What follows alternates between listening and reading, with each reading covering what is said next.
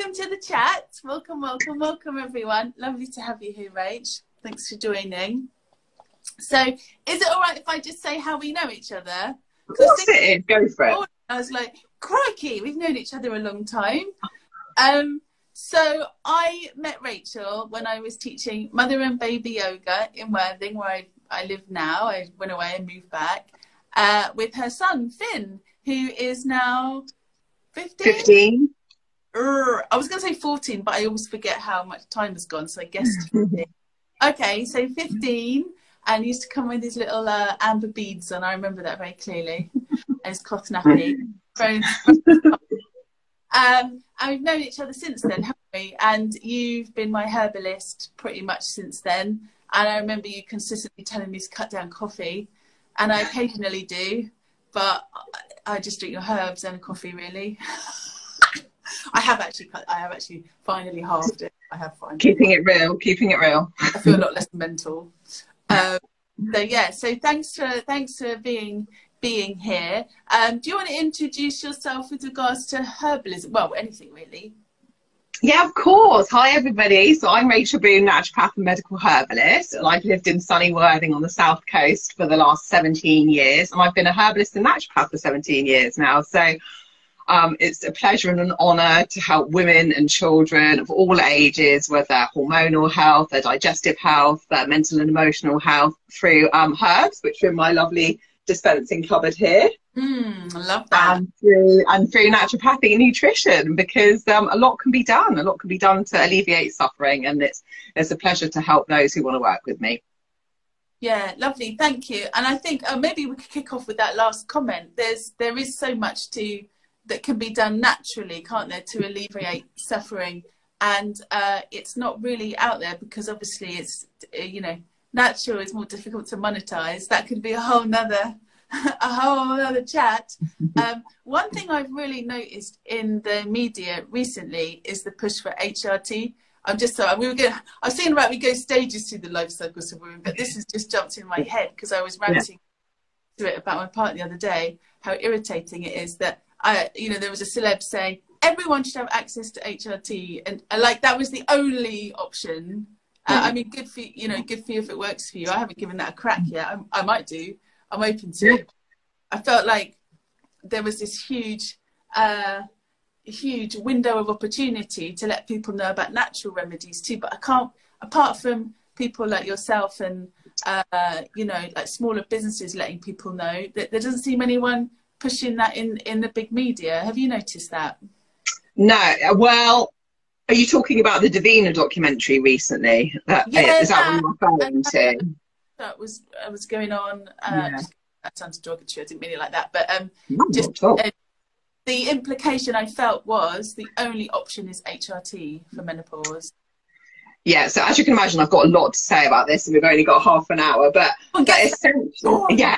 essentially, so HRT in a nutshell, my opinion, my learned opinion, is that HRT for some women can literally be a magic bullet. For some women, they can get their estrogen, their progesterone, and bearing in mind that in the UK at the moment, that most things that you're offered are going to be body identical. So that means molecularly identical to what your own body would produce.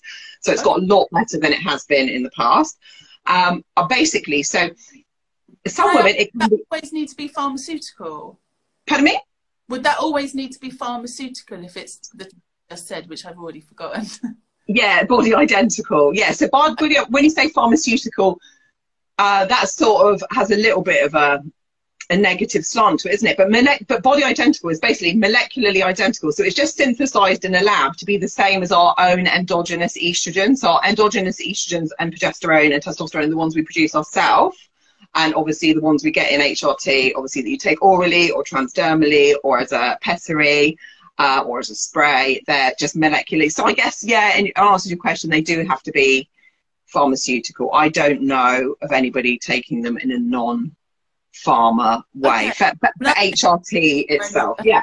But for some people, it can be a magic bullet. But I would say those people are few and far between. Some of the ladies that I treat, they have to take a while to titrate the dose of either their progesterone or their estrogen and testosterone. You're bloody lucky to get it if you're even offered it. And for some women, they take it and it's not a good fit for them, and they get migraines, or they get hot flushes come back, or they get bloating all the time. I've even had ladies like have spontaneous nosebleeds as soon as they start taking estrogen spray. So it's not, I would say it's not the case of take it or don't take it. I would say if you are going to take it, you know, do be aware that, be realistic, you are going to have to titrate the dose a bit, and do be open to the fact that you can take herbs. Titrate means so sort of tweak your doses up or tweak your doses down. You're not likely to get the bang on sweet spot of HRT first time you start taking it. It'll probably take months to get to the right amount, because we've all got different background levels of our own endogenous sex hormones, right? Like you or I would have different base levels of hormones as it is, and they don't always test you on the NHS. They don't always test you before they prescribe to see what your own levels are doing. Even probably just not the resources to do that. Is doesn't seem to be at the moment, particularly in the post-COVID era. Yes. Yeah, but for some, but also I would say that don't think you have to either do the natural route, like the, you know, the herbal medicine, the naturopathy, the homeopathics, the nutrition, or the HRT. You can do both, and I would say that a lot of the ladies that I see are on both. So don't forget, HRT is only 3 hormones, and we are made, you know, we are a hormone machine. We've got tons of different hormones. So HRT might correct the imbalances with 3 of your hormones, your testosterone, your estrogen, and progesterone. But we've got hundreds of hormones. We've got estrogen, we've got insulin, we've got sex hormone binding globulin, we've got prolactin, we've got thyroid hormones. So it's not as open and shut case as some people would like you to believe. A mixture of the two. Yeah. And that's what, just as a lockdown, I didn't know what we were going to start with. That's what just dropped in. Yeah, for sure. Yeah. So, but there's lots that can be done to mop up the other symptoms that aren't always picked up with, aren't always mopped up with HRT. But yeah. Would it be all right then? And we can go menopause and then work our way back postnatal and pregnancy if there's time. There might not be. Yeah. We might. That's another one. So symptoms such as brain wipes. Yes. Is there something from your field that could help with that? I was literally I was in Waitrose the other day. I hardly ever go to Waitrose, but I was in there the other day, and I had my credit card, and I was just staring at the screen, you know, to pay. I couldn't remember what I had to do. No, literally. I was very hot, which is part of my process at the moment, but because I'm 45. But so these kind of brain wipes, luckily it didn't last long. I remembered what I had to actually do, but they're inconvenient. Yeah, massively. And often women of our age are getting to like the pinnacle of their careers where they need to be on it like a car bonnet, and brain fog is really not helpful, especially if you've got jobs in public speaking or you have to have quick thinking. You know, I'm one-to-one with patients back to back some days. I can't have sluggish thinking. It would be horrendous if I had brain fog. I literally, you know, like a lot of people, wouldn't be able to do my job. So in terms of brain fog, that is often, they think it's to do with dropping estrogen levels, which happens obviously in the perimenopausal period, the 7 to 10 year period leading up to our period stopping completely. But in terms of herbal medicine, naturopathy, loads can be done. The tincture rosemary is incredible for brain fog. Working on your liver function with bitter herbs. So the kind of herbs I'm talking about like dandelion, burdock, yellow dock, schizandra, herbs that help phase 1 and phase 2 liver detoxification can be really helpful for brain fog. Herbs that have got a high essential oil content, like sage is a lovely one for brain fog. And also brain fog could be because you are becoming a bit more insulin resistant. So as we get older, we become more insulin resistant, which means that our insulin, which is like the key that opens a cell to let the sugars that are in our bloodstream shuttle into our cells. Insulin as a key doesn't work so well. It's almost like it's jammed in the lock. So we become more insulin resistant. And basically when we become... Sorry, Rach. Is it the insulin resistance thing that makes you start to gain a little bit more weight? Absolutely. Sort of centralized weight gain. Yeah. So as we get older, we become more insulin resistant. So as a naturopath and herbalist, if I think somebody's becoming insulin resistant, which can play a role in brain fog, I try and treat the insulin resistance. So there's things that you can do, like exercise makes us really insulin sensitive. Certain herbs can make us really insulin sensitive. Myo-inositol, a supplement, can make us more insulin sensitive. In fact, naturopaths call myo-inositol, we call it naturopathic metformin, you know, the anti-diabetic drug. People take metformin if they've got type 2 diabetes, and metformin makes us more insulin sensitive. So there's a whole spectrum of things that you can use to treat brain fog. So the reason is dropping estrogen levels and sometimes insulin resistance. And so lots of things can be done, definitely.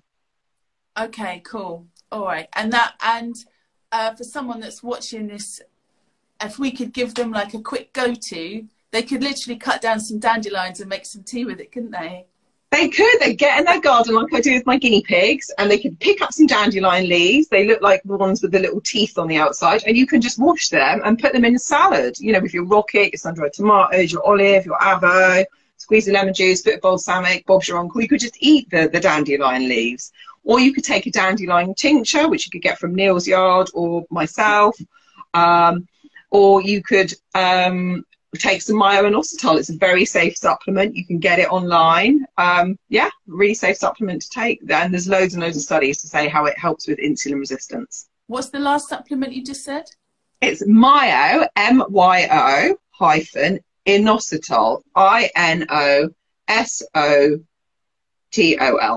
Myo-inositol. Thank you. And is that what's in dandelion? Is that sort of the active ingredient in dandelion? No, the active ingredient in dandelion and burdock and yellow dock is they contain bitter principles, which can help improve liver function, which can help with brain fog. So it's like an indirect way of treating brain fog.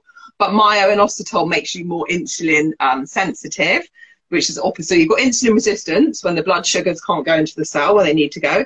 And you've got insulin sensitivity where your body produces insulin. Insulin's the key, opens up the cell, blood sugars shuttle into the cell where they need to go. Bob's your uncle. We want to be insulin sensitive. We don't want to be insulin resistant. And myo-inositol makes us insulin sensitive. Oh, interesting. And the reason why we get that at menopause is because progesterone and estrogen keep us insulin sensitive. But as they are dropping in the perimenopausal period, that's why we get the centralized weight gain, because of the dropping estrogen and progesterone levels. I love that term, centralized weight gain. Yeah, yeah. And also testosterone for HRT, that can sometimes, some of my patients have got really good results taking HRT, testosterone from their doctors for brain fog. But again, I think it's really important that you test people's testosterone before you offer it. Yeah, because if they're already high. Yeah, like I'm high. I run a private panel called the Dutch test, which looks at all of your sex hormone levels, and it looks at doesn't just look at what your sex hormone levels are, but what your body does with them. So what pathways you follow. And turns out I've got, unbeknownst to me, I've got high testosterone. And then I look and I'm like, oh yeah, I do I'm quite good at concentrating, and I do quite like a bit of sport, and I do build muscle quite easily, and that makes sense to me. Now, I used to suffer with terrible acne when I was younger. And that's all signs of like somebody who's like set quite high testosterone wise. So again, I think it's really important. Somebody else could go in and get tested, and their testosterone could be baseline, and then it gives you a bit of more of an idea on how to titrate the dose, rather than going in a blanket one size fits all. There you go. There's your testosterone from your GP, and then you might be like feeling horrendous. You know, you just don't know.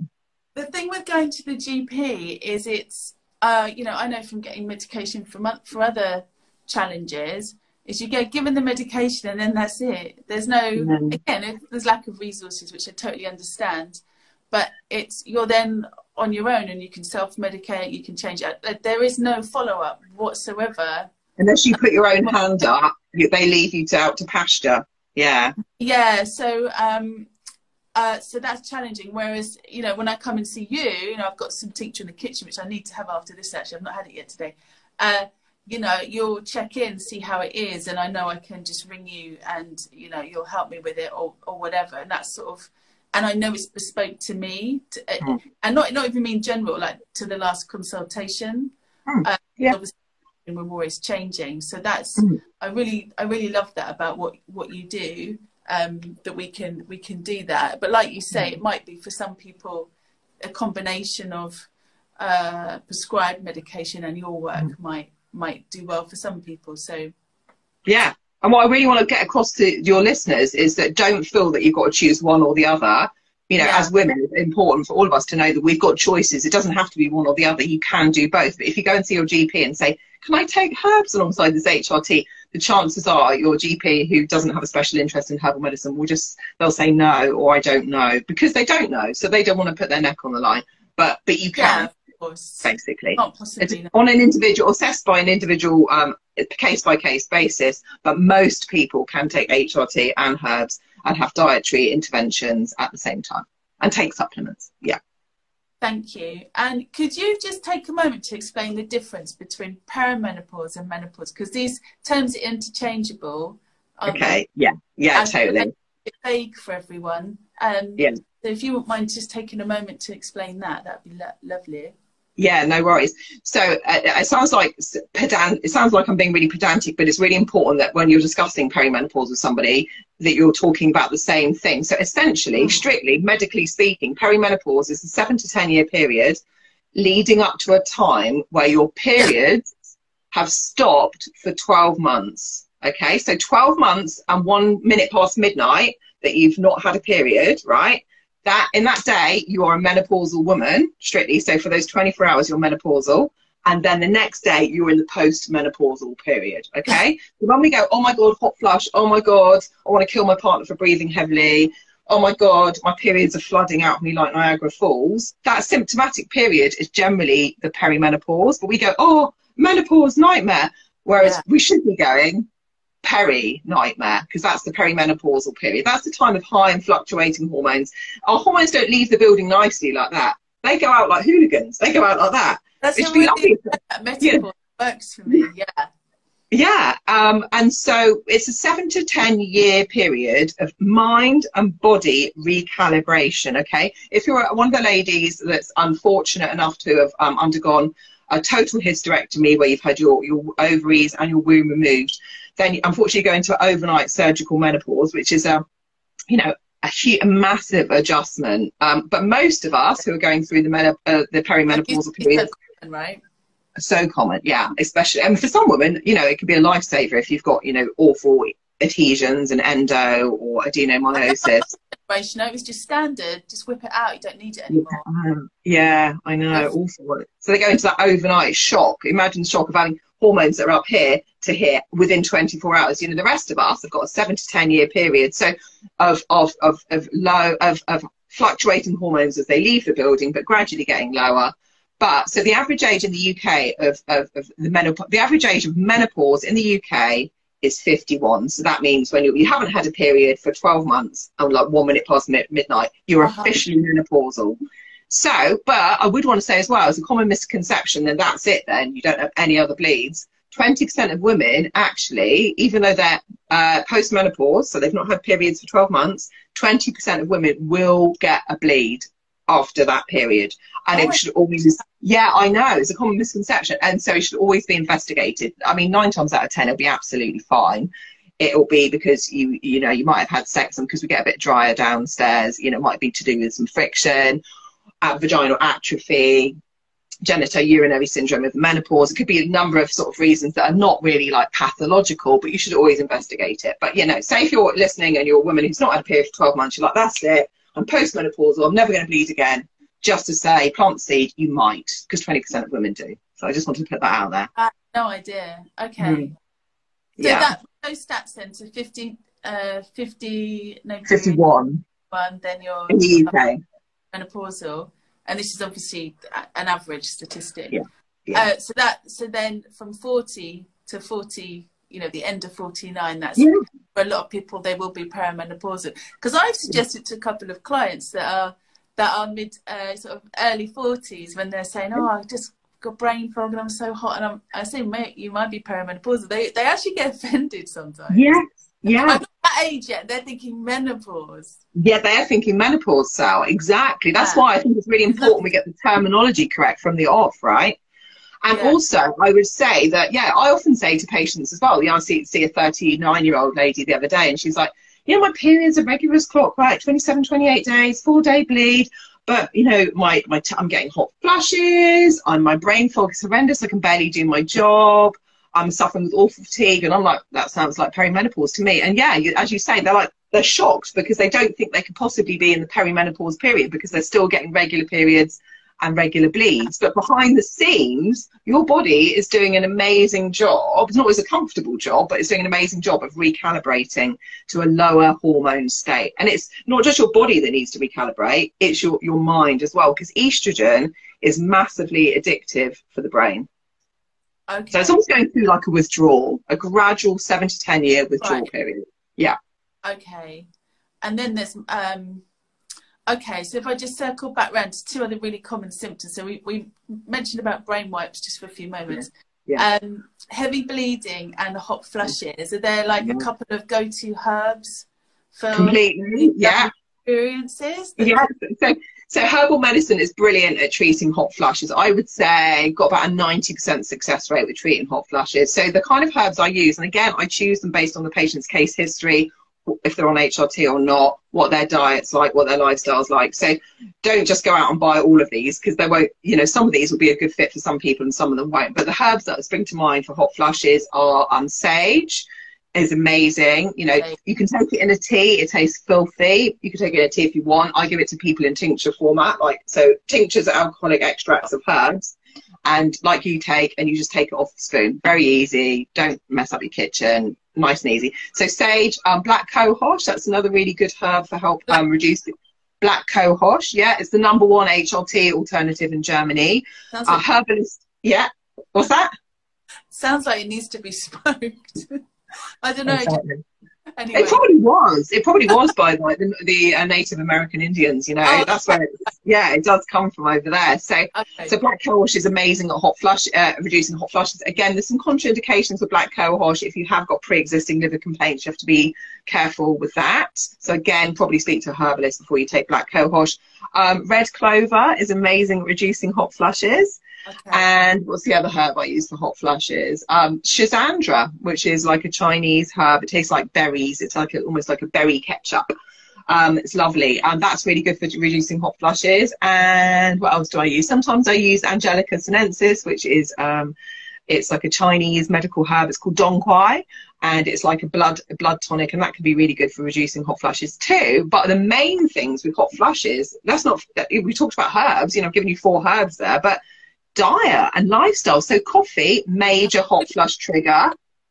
Block your ears, Sal. Coffee is a major trigger of hot flushes. So there's things you can do with your lifestyle. So switching to decaffeinated coffee can be a really good move. Again, I'm not talking about chemical solvent decaf coffee. I'm talking about Swiss water decaf coffee or CO2 decaf coffee.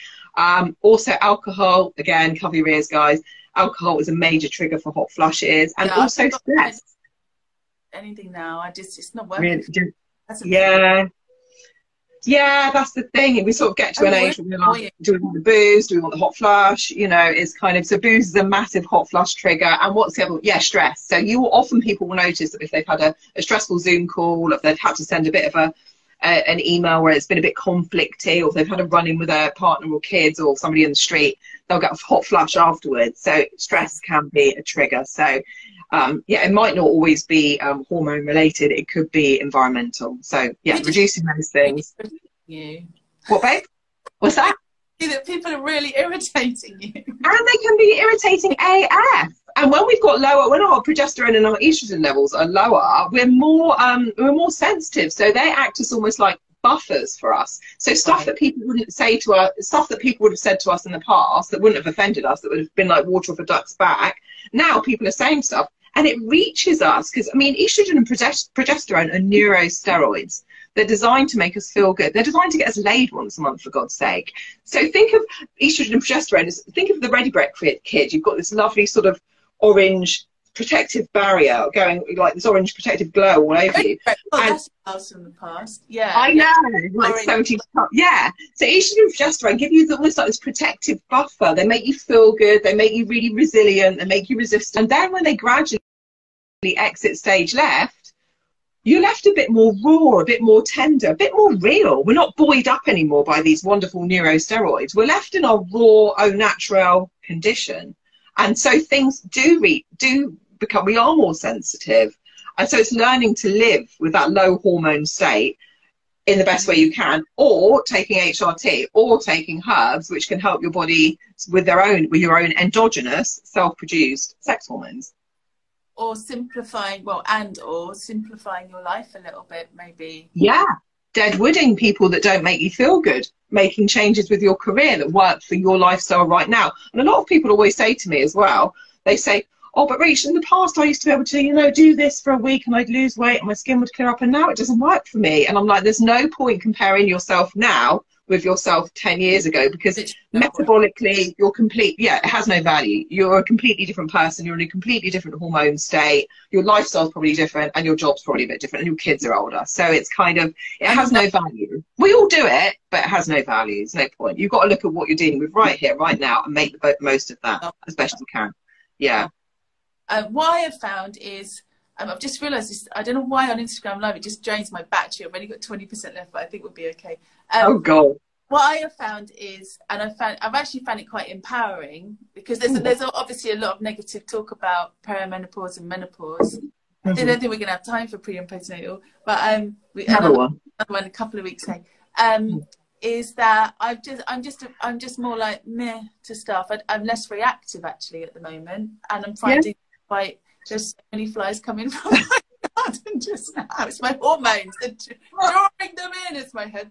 It's my sweaty body. Yeah, so I'm finding I'm just like a bit more not bothered about stuff, which come across as negative, is actually really liberating. So it's liberating. Yeah. Yeah.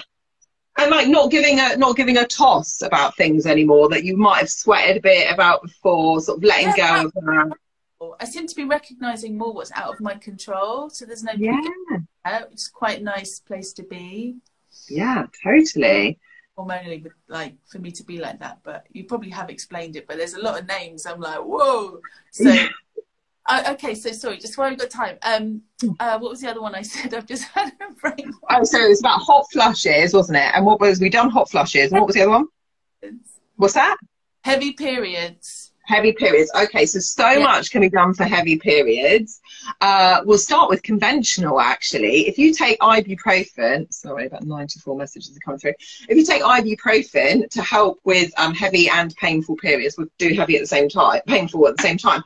It's shown that it can actually, if you're going to take conventional meds, go for ibuprofen, because studies show it can actually reduce your flow by 50%. So don't take paracetamol, aspirin. Go for the ibuprofen if you can tolerate it.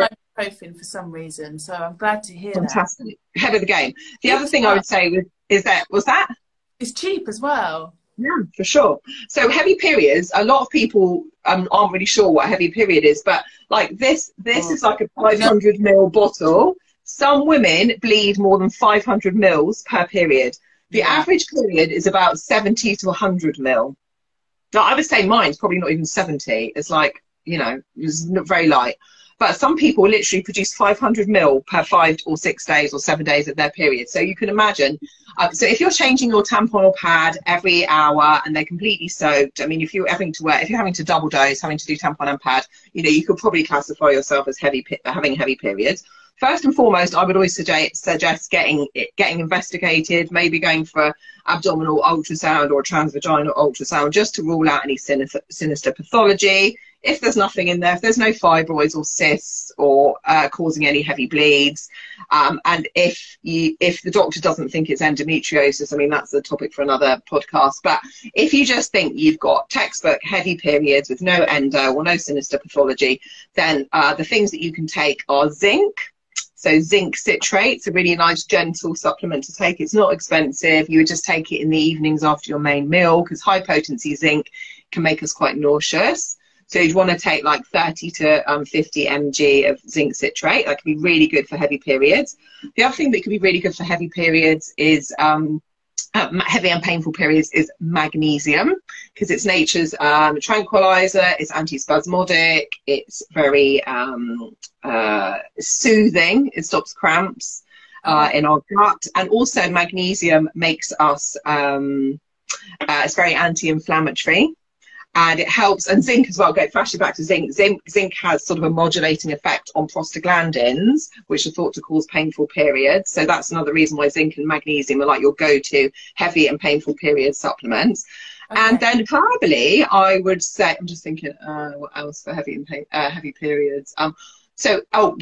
first and foremost, you've got to take a stomach gentle iron. So like an iron bisglycinate, because often having, Spartone's a good one, or Floridix, or Igenus does a nice iron, but take a bisglycinate, so it's gentle on the stomach, it's easy to absorb.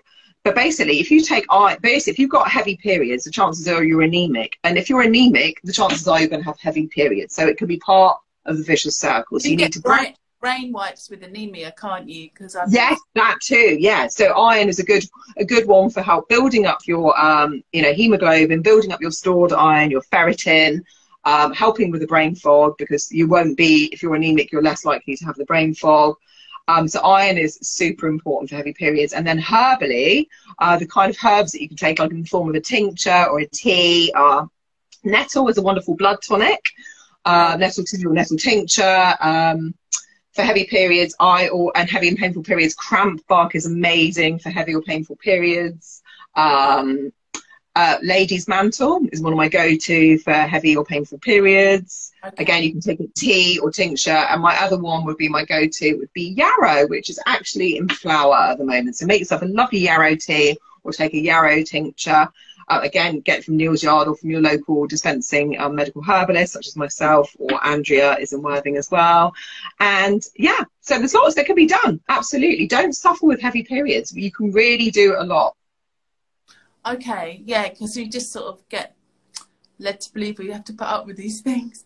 Two other things, Sal, just two other things, heavy periods. It would be, two other things, heavy periods, is dairy. Keep an eye on your dairy. Try and be as low dairy as possible with heavy periods. There's lots of evidence to suggest that heavy and painful periods there can be a relationship with dairy there. So be low dairy, and keep an eye on your gluten as well. Pardon me? Is that because the estrogen that's fed to the animals? Yeah, plants, animals have got their own endogenous estrogens, but to us, they are xenoestrogen, which means foreign estrogen. And then it's just more work for our liver to have to process those xenoestrogens, unfortunately. And it confuses our own endocrine system.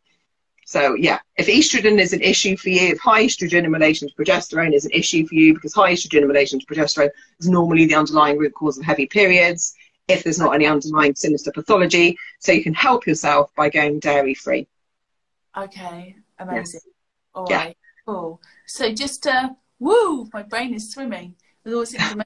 So just to summarize, so sorry everyone, we ended up focusing, it's just sunk in actually what a big subject each of these cycles are. I was thinking, I did say to Rach before, we'll talk a bit about pregnancy, postnatal, and then maybe perimenopause, but we ended up starting with that, and it's taken half hour and we've only just touched the surface really. So we'll put in the link underneath where to find you, but you could just tell us as well now, and just if you've just joined, this is Rachel, my herbalist, so she gives me tinctures to sort out whatever I'm going through, basically, with lots of wonderful bespoke herbs. Go on, where can people find you?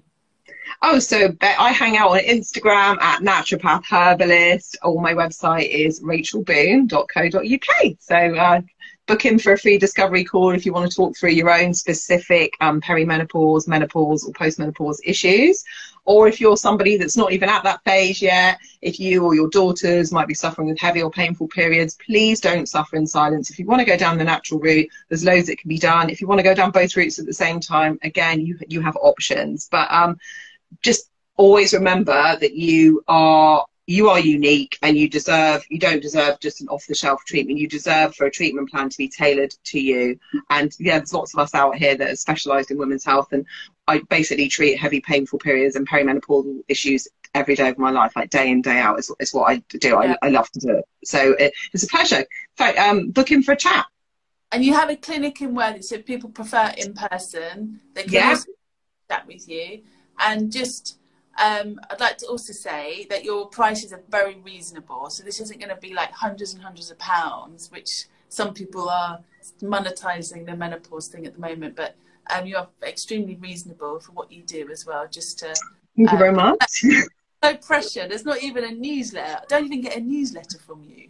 Babe, I'm doing a newsletter. You haven't even signed. You must have kind of signed up. I'm going to sign you up, Sal. No, I've started doing a newsletter, but it's only once a month.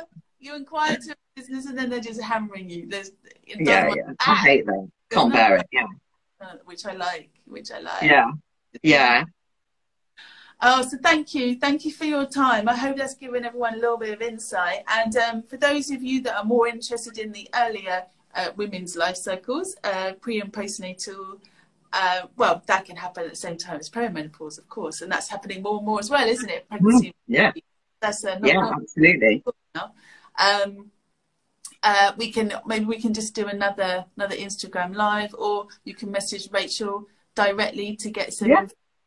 Rachel's seen me through all my female life cycles so far and beyond, so and it's massively helpful. I do take pharmaceutical medication sometimes as well in combination, and Rachel tweaks the tincture to reflect that, just so they're both supporting one another. So we're certainly not bashing that side of things. Sometimes, as Rachel said, it can really help people, and sometimes so it's just nice to have an open mind on that, I think, isn't it, for some people? Oh, completely. Yeah. Ultimately, you have to go with what speaks to you. I think sometimes the positive with pharmaceutical is it's quick. Like, in a really, really bad way, like, you know, mentally, well, whatever, it can be quick to get you with the headspace to more slowly and organically deal with things. That's been the benefit for me.